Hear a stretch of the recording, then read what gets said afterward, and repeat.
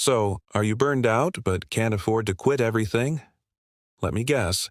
You're running on empty, feeling like a fraud, not really sure how much longer you can keep this up. But quitting isn't an option for you right now. Maybe you're caring for someone who depends on you, or you have bills to pay, or maybe your dream is to stick it out until the end. Whatever the reason, I hear you. In today's video, I want to talk about how we can start to heal from emotional burnout without quitting our jobs. It won't be easy and it will require a lot of energy, but I hope that these tips will help you through a difficult time. Welcome back to my channel. Number 1. We need to acknowledge that there is nothing wrong with you. It's not your fault. The first step in healing is accepting that there is nothing wrong with you. The problem is that you've been overworked and underrested. If anything, you should be proud of yourself for making it as far as you did. This isn't something that you have caused by being lazy or inefficient. Your body and mind are simply reacting to prolonged periods of stress. So many of us tend to blame ourselves when we experience burnout, which makes sense because we live in a culture that places so much emphasis on productivity.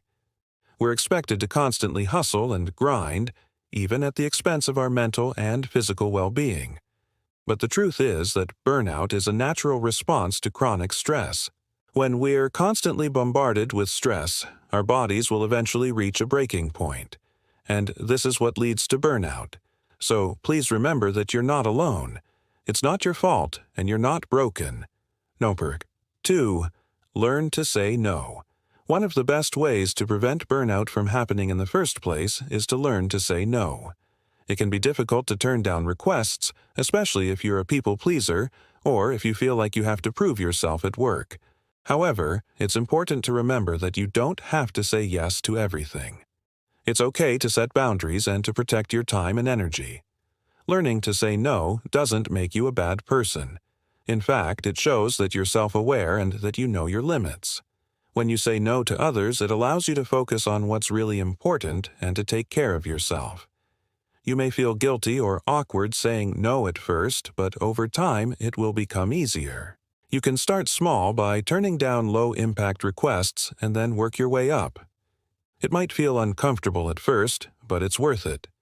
It's important to find a balance between being helpful and setting boundaries. When you're able to do this, you'll be less likely to burn out in the future. Number 3. Take breaks throughout the day. It's important to take breaks throughout the day, even if it's just for a few minutes. This can help you clear your head and come back to your work feeling refreshed. Some things that you can do during your break include taking a walk, listening to music, meditating, or spending time with friends. It's important to do something that you enjoy so that you can relax and de-stress. Taking breaks can also help you be more productive when you return to work. When you come back feeling refreshed, you'll be able to focus better and get more done in less time. It's also important to take vacations when possible.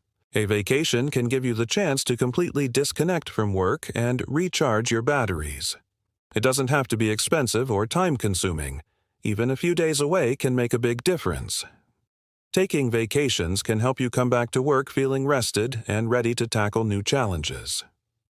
So be sure to take advantage of your vacation days. Your mental health will thank you for it.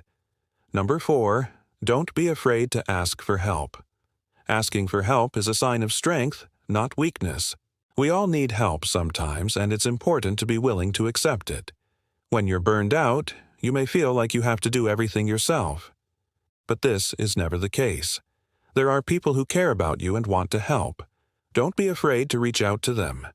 This may be difficult at first, but it will get easier with practice. Start by asking for small favors and then work your way up. You may be surprised at how many people are willing to help you. Asking for help doesn't make you a burden. It makes you human. Everyone needs help from time to time, and it's important to be willing to accept it when it's offered. By asking for help, you're able to take some of the weight off of your shoulders and share it with those who care about you. This can help you to feel less overwhelmed and better able to cope with the demands of your job. Additionally, asking for help can create a sense of camaraderie and teamwork. When you ask for assistance, you're signaling to your colleagues that you trust them and value their input. This can lead to stronger working relationships and a more positive work environment. So don't be afraid to ask for help. It can make a world of difference. Number 5. Make time for activities that you enjoy. It's important to make time for the things that you love, even when you're busy. This can be difficult, but it's important to make an effort. When you're burned out, it's easy to forget the things that make you happy. You may feel like work is all that matters, but this isn't true. You have to take care of yourself first in order to be able to take care of others. Making time for the things that you love can help you to remember what's important in life. It can also help you to relax and de-stress. When you're doing something that you enjoy, you're able to focus on the present moment and let go of your worries. This can help you to reduce stress and anxiety, which are often the causes of burnout. So make sure to make time for the things that you love, whether it's reading, painting, or playing video games. It can make a big difference. Number 6. Practice self-care. Self-care is essential when you're going through a difficult time. It's important to take the time to do things that make you feel good, both mentally and physically. This could include taking a hot bath, getting a massage, or simply taking some time to relax and de-stress. Taking care of yourself is not selfish, it's necessary. When you're burnt out, it's easy to put your own needs last. But this can make the situation worse. You have to take the time to do things that make you feel good in order to heal. Self-care could also include setting boundaries and saying no to extra commitments. It's important to protect your time and energy so that you can focus on healing. This may mean turning down invitations or delegating tasks to others. But it's necessary in order to take care of yourself. When you're burnt out, it's important to be patient with yourself. Healing takes time. Don't expect to feel better overnight, but by taking care of yourself, you'll be on the road to recovery. And number 7, seek professional help if necessary. There is no shame in seeking professional help. If you're struggling to cope with burnout, a therapist can provide you with the tools and support you need to get through a difficult time. Therapy is not a sign of weakness. It's a sign of strength. It shows that you're willing to invest in yourself and your well-being.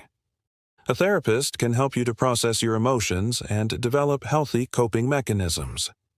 They can also provide you with support and guidance as you work to heal from burnout. If you're feeling overwhelmed, don't hesitate to reach out for help. There is no shame in seeking professional help.